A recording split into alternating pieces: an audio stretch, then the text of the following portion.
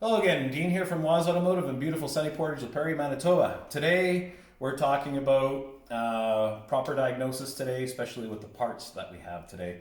We're not going to get into the diagnosis. I'm not going to bore you guys or your ladies out there. We're just going to talk about symptoms and problems with the vehicles today. Today we had a 2007 Impala with a 3.5 V6, and a good client of ours came in, said once in a while let's stall out on them. Erratic performance, low RPM, surging, but not all the time. There was no codes to go off of, so it was happening so momentarily. The computer wasn't freeze framing anything, wasn't catching anything. We hooked up to it, just a little bit of history. We hooked up to it, checked for codes, there was no codes. Checked for history codes, there was no history codes. Started looking at live data, and the only thing that controls RPM, you got it, it's the throttle body today. Idle air control valves are gone, IACs.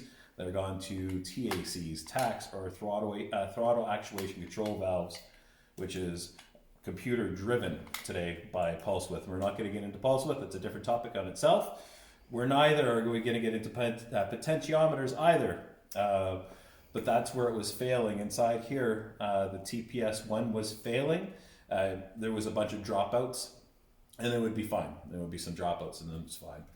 And what would happen is the computer didn't know what to do, and it would just close the throttle and shut down the vehicle. Regardless of that, we diagnosed it, told the customer that needs a throttle body, so we put a throttle body on it. And this was the first one. And I'm going to show the name. Yes, here is the name. Standard. Might as well call it something else, but we're not going to. Why do we have two boxes and still another throttle body on there? Well, let's go over that. We installed it today. Well, not today, the other day. And I wanted to make a video on this. Brand new throttle body. Put it on.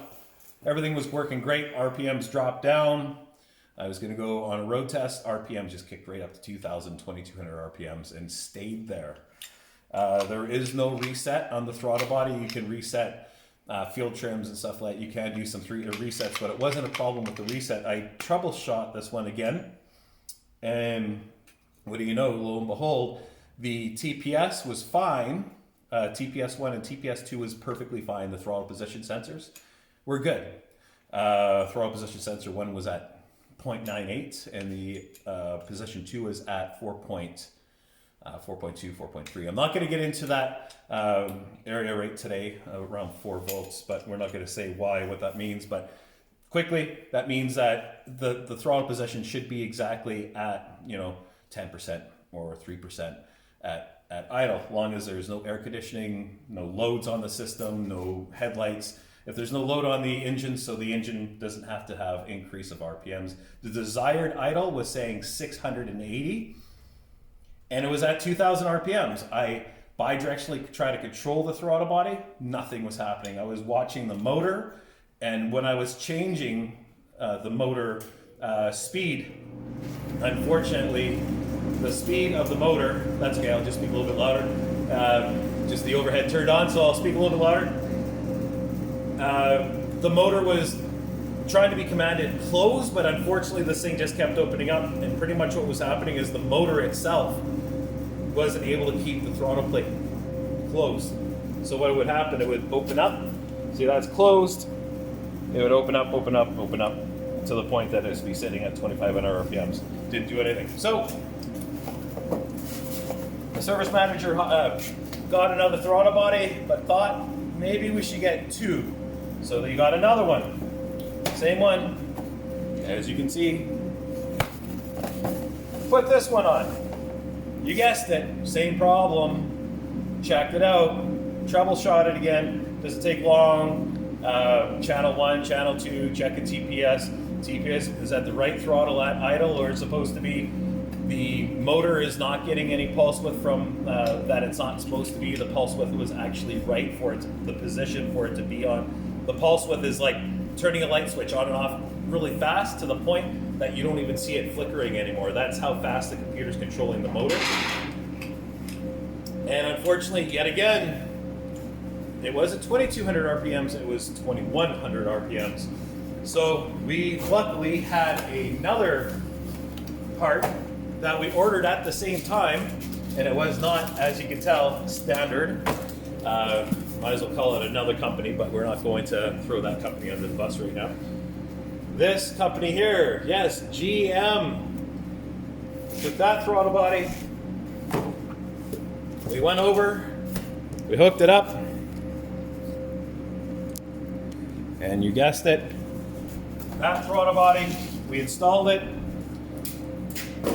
Idle came right down.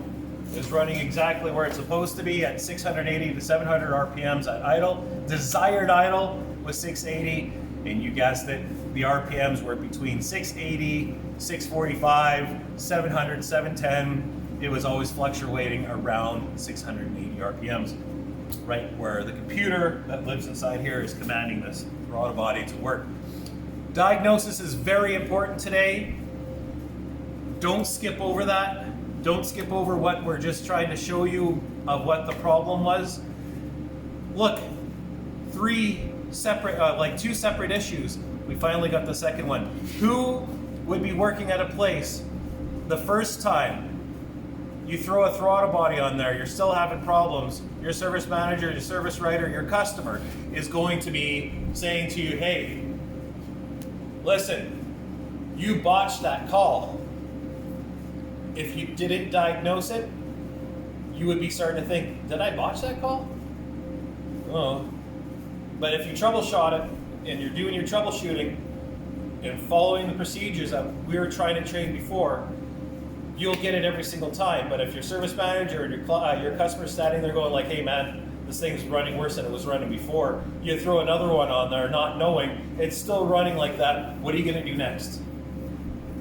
That's what we're trying to teach here. That's what we're trying to go through. It's really, really hard. It doesn't matter if it's dormant or if it's standard, or even I've had problems with GM problems. I went through 7 or 8, actually one other vehicle, we went through 7 or 8, actually 8 EGR valves. Because the customer kept having a P0171 and 173 code come up. Lean codes because the EGRs kept leaking. Do your troubleshooting. Use your smoke machines for air leaks. Learn the procedures. It will save your butt. Trust me, and you'll feel much better. Just coming today, just to tell you what you guys are going to be coming up against, and women. Just go with it. Trust me, it's easier. Have a good day.